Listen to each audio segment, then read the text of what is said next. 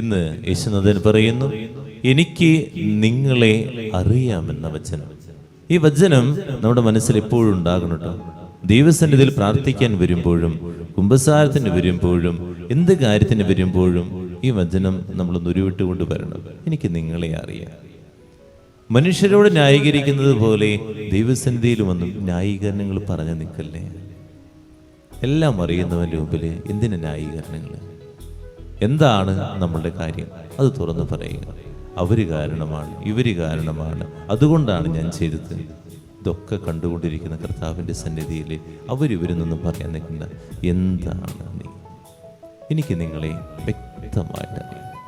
ദൈവസന്നിധിയിൽ പ്രാർത്ഥിക്കാൻ വരുമ്പോഴും നമ്മൾ ഓർക്കുക, ഉള്ളു തുറന്ന് പ്രാർത്ഥിക്കാതെ കുറേയേറെ കാര്യങ്ങളൊക്കെ പറഞ്ഞിങ്ങനെ പ്രാർത്ഥിക്കുന്നതും തെറ്റാണ്.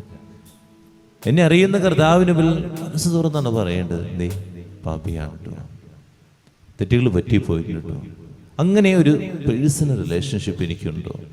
ഞാൻ ദൈവത്തെയും പറ്റിക്കാൻ നോക്കാം. മനുഷ്യരെ നമ്മൾ പറ്റിക്കുന്നുണ്ട്, അതുപോലെ ദൈവത്തെയും ഞാൻ പറ്റിക്കുന്നുണ്ടോ എന്നുള്ളതാണ്. എനിക്ക് എൻ്റെ ദൈവവുമായിട്ടൊരു ആഴമേറിയ ബന്ധം. അങ്ങനെ ഒരു ഫോർമലായിട്ടല്ല, ഒരു ഇൻഫോർമലായിട്ട് എൻ്റെ ദൈവത്തോട് തുറന്ന് സംസാരിക്കുന്ന ഒരു ബന്ധം എനിക്ക് ലഭിക്കുന്നുണ്ടോ എന്നുള്ളതാണ് നമ്മൾ ചിന്തിക്കേണ്ടത്. എല്ലാം അറിയുന്ന കർത്താവിൻ്റെ സന്നിധിയിലാണ് നമ്മളായിരിക്കുന്നത്. അത് മറക്കാതിരിക്കാൻ പ്രാർത്ഥിക്കാം.